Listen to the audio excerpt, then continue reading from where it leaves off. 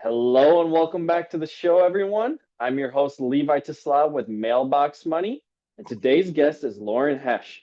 Loren is the founder of Widow Valves, where he builds heavy duty check valves designed to hold up in tough conditions and keep systems running without constant breakdowns. Loren, welcome to the show. We are so happy to have you here, sir. Oh, thank you, Levi. It's an honor to be on your podcast. I appreciate you taking time for the interview. Of course, sir. So, Lauren, I always like to leave room here at the beginning for you to do kind of a personal introduction, let people know your personal history and background so they can get to know where you're coming from. Well, sure. My name is Loren Heesch. I live in Sioux Falls my whole life. I was married, have twin girls. They were born on Valentine's Day, so that was pretty special. Yeah, They're no 30 years kidding. old right now, and things are going really good. Uh, Pretty much, I just worked at the same job for over 30 years in plastic extrusion. It's where like plastic sheeting or silage tarps or plastic bags, kind of like where they convert a plastic pellet into a finished product. So Is that I can't think of the name. It's over on the north side, kind of by the airport there. yeah, Um, there's two of them over there. And far as the conflict of interest, I never know if I can repeat their names or not. So I'm just kind of you're keeping good. it generic as of You're good. now. It's just cool, local company. Gotcha. Yep, yeah, I've been there for going on 38 years, and I just kept seeing the parts get cheaper and cheaper in all manufacturing, not just there, but outside in the real world. It just seems like everything was just being built cheaper and like a plastic throwaway plate, like a styrofoam plate. Uh-huh. And I got tired of always replacing parts, and you got to climb up on the machine and replace it. And after a month and a half, you're doing it over and over and over. I went through a divorce, and money was a little tight, and I was doing sinkers and bottom bouncers for the guys out at work. And Yeah. then one day I just kind of did a crossover thinking if I could learn how to make this valve, I can kind of kill two birds with one stone. And I took a little bit of time and did a little bit of research, and I came up with this valve. That's amazing. I think a lot of people seasons of life changing and stuff that brings on a lot of inspiration and whatnot. But kind of the point of hitting on like just finding a problem out there and a solution, you've created a business out of that. Yeah, it was kind of I don't know how and why this valve sticks in my head and why there's such passion in it, but it just drives me nuts sometimes, and sometimes the people around me get tired of hearing about it. And I've learned through the years that not very many people have that much patience to hear about it, but it was pretty cool to figure out a solution and a way to make it better, and to know when I'm sleeping there's over 300 of these valves in certain plants just running nonstop 24/7 without any fault. It's pretty cool to know I've figured out a better way to make them. I'd love to hear just kind of the brief of what the valves actually do for people not in manufacturing, kind of like myself. Give us the valves Sure, for dummies talk. sure. I appreciate it's the simple way to think about it is if you say you got a Coke or a pop and a straw, and you're trying to get the straw out of the bottle, but the straw has a hole in it. So Hmm. imagine there's five holes in it and there's five different lines that are calling the pop. So the valve actually opens and closes.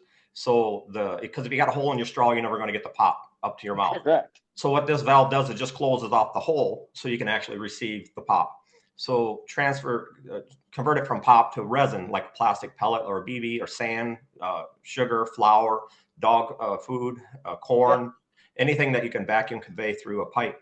And I got a little valve here off to the side I can pull up. Oh, Here's, beautiful. I yeah, love a this is the show and actual tell. pipe where the flow of the product would go through. And then here's the valve I make. And there's 6 different sizes we have. And it just opens and closes. So as a vacuum pump, it's like a big shop vac. So like you'd be sucking the pop through the straw, but this would be sucking the product through the pipe. And as it sucks and calls, it opens up so it can receive the product. It dumps into a big canister, and it goes through the whatever system you have. And Beautiful. then if another product is calling on another line, this would be shut, closed, so And it'll then it stop can, the valve, the yeah. flow of the product. So it's like a check valve, a urethane rubber check valve, and it So, what was it that you were seeing on kind of the inferior products before? What were kind of the fail points that you were seeing? Right here where this hinge is, it was thin and made out of a poor material, if I Yeah. may say so. Not to knock the competition. I kind of understand why they did it, because you kind of want your product to fail, otherwise you're never going to sell another one. Turns. It's Yep. a turnaround. But 30 days, 6 months, a year was just, to me, didn't make no sense. It was ridiculous. And the cost on some of these are $70 a valve. This is well Well, over 70. and So I can only imagine you're shutting down whatever belt or whatever. The maintenance, it all very true. adds up just from one little thing, right? Yeah, and that's where the annoyance came, was you just put this thing on a month or 2 months ago, sometimes 6 months, and now your line's down again. And there's usually not much warning, because you run out of material and your line goes down. Now you got to do all the steps to put your line back up.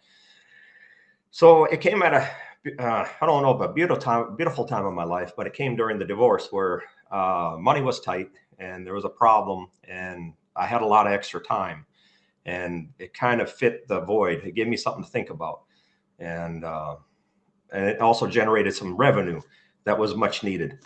Yeah. Um, so I put my mind on that instead of anything else, and it just kept me busy. And I was able to create a stronger, tighter seal on the pipe.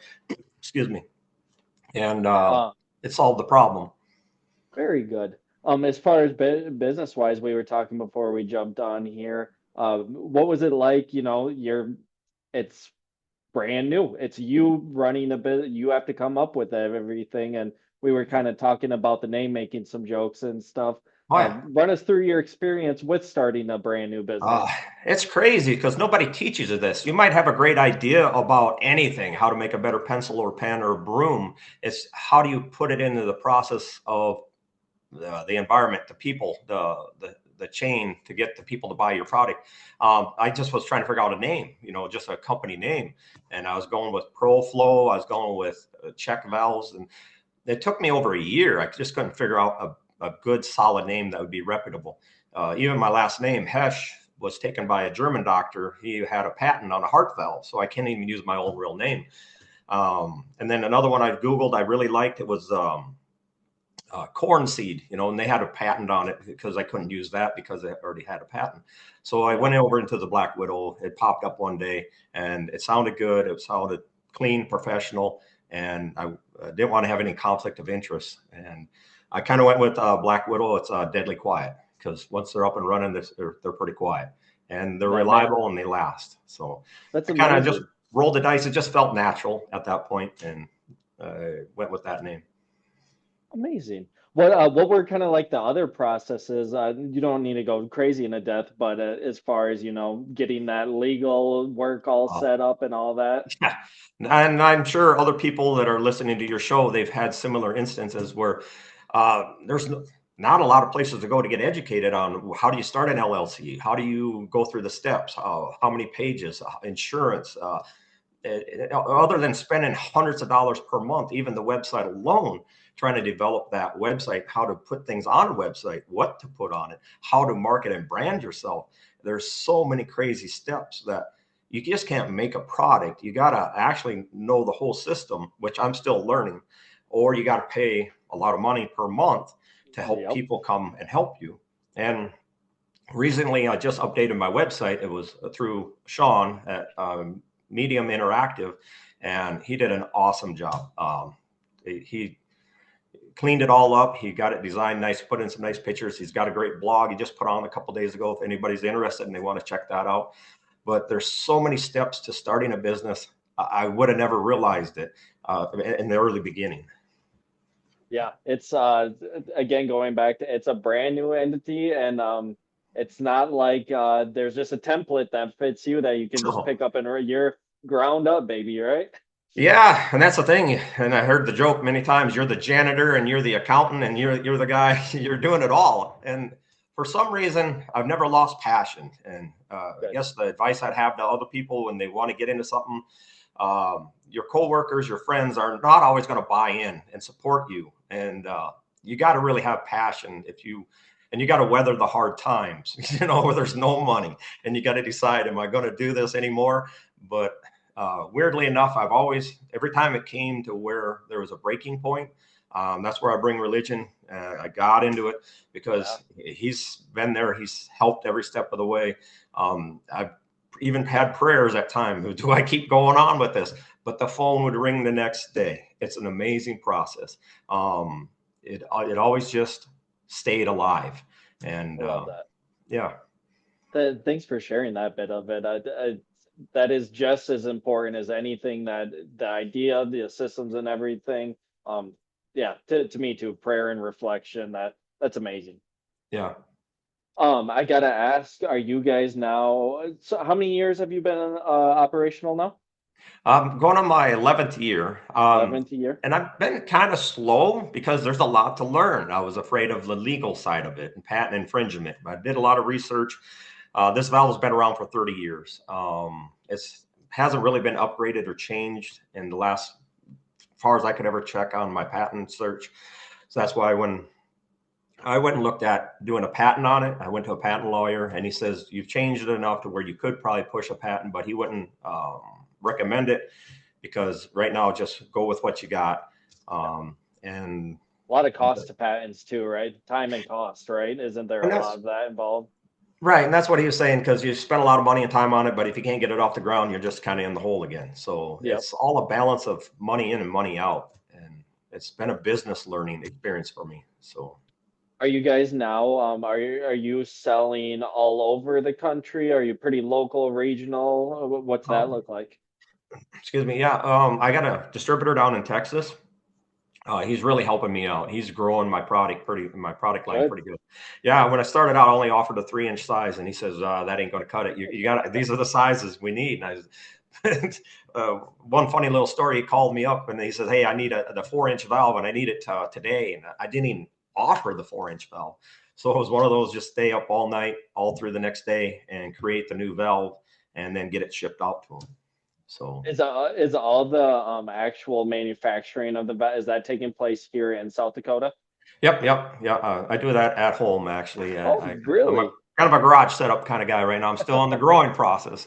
It has potential to grow. It's just all about connecting the dots. And Yeah, like I went back absolutely. and starting a business, there's so many dots out there, and trying to figure out sales and marketing is my next hurdle. Reaching out for any kind of salesman kind of approach to help move the product. That's why the new website was up and running. I'm on LinkedIn and Twitter.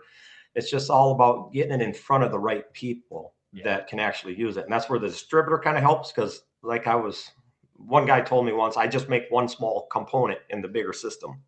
Mhm. And so that's where I switched over, took my name off of it, and I put their logo on the top. It helps push the product out with their name, and they help me with the sales part because they're already connected to the businesses. So then it kind of As of puts their spin on it. as of right now, then, do you and obviously game plans change and everything, going down that more distribution and wholesale market, or are you having a current mix of direct to consumer as well? Yeah, I do direct sales. Had a guy in Mankato. He used to work at a certain plant that he experienced my valve, and he's at a new plant now, and he's having, I want to say, catastrophic failures, a lot of failures. The valve he was using, I know of it, and it lasts about a month and a half. And he's kind of was fed up because he's seen my valve in another plant. So he reached out and he didn't know how he can get connected with me. And I sent him some samples. And right now he's in trials and he's enjoying it. He's liking it. He says he's going to go with me. Good. Yeah, it's a good sell. It's all about letting them see it. Once they see it work, they know it's going to win. And I don't make it cheap. I kind of go back to make the product what the product should do, and Yeah. kind of the basic function of the system. Because your whole line won't work if the cheapest part it fails. Yeah, I can only imagine, like you said, these other companies, I'm sure their price point buying it is lower, but when you're actually going in and doing the math, time down on your line and everything, I'm sure it Right. pays for itself very quickly. Yeah, but that's where the valve he was buying is like $720 a year just on one hopper on one line, where the valve where I'm at is $70 and it kind of 3 years you're in. And Yeah, I, it I speaks for kind of itself. overbuilt it, but I just got tired of replacing it. It was a Yeah. big nuisance. You kind of hit on before, knowing that you're a little bit of a niche product or Yep. something a little more uncommon. Is something that you've learned about building and growing a business in a space like that for others who might have something a little more niche? Good thing you asked. It's just kind of like how, what have I learned? I've learned you got to start somewhere, because if you don't start, you never get it off the ground. Then the other one is give yourself an hour a day. Because no matter what you're doing, if you give yourself 1 hour a day to think about your process, you're always going to refine it and make it better. And Mhm. then things you got to invest in yourself, because not many people are going to take the time to come by and help you invest in yourself. So if you invest in yourself, give yourself knowledge, you can figure out how to fix the problem. And a lot of it is just problem solving. If you can solve somebody's problem, then you can grow. um, where I was going to go with this, and more or less I had a list here of the 5 things I needed to have in my life, and that was pretty much the 5 is that. I love it. I love it. So Lauren, 11 years. I didn't hear it. This is your full-time gig, correct? This is No, I'm still in the growing You are stage. still okay. I guess that's probably a fault of mine. I've been always played it safe. Like I've been at the same company for going on 38 years. So you are still like okay, gotcha. Yep. Yeah. So I've had that for 38 years, and then I've seen the failure in this product. And so then I made the product better. But I've Mhm. always was kind of slow to push this out the door, because you don't know who you're going to hurt or who you're going to offend or who's going to come after you and try to sue you and try to shut you down, kind of thing. So Mhm. there's a big learning process. And I never came from this part of the world where you have to learn all the business side of it and accounting, and then you got to learn the websites and all You're the. doing it the right way. I obviously talked to quite a few business owners, and what I've seen through almost all of them is, I think a lot of people think once you have the idea, you just jump in fully and everything, but then No. you don't really hear from those people very often, right? No, you And don't hear. And yeah, you're kind of out here all alone. There's no one else to bounce ideas off of. I went to the Small Business Association. yep. They helped me some. They helped me out with the LLC.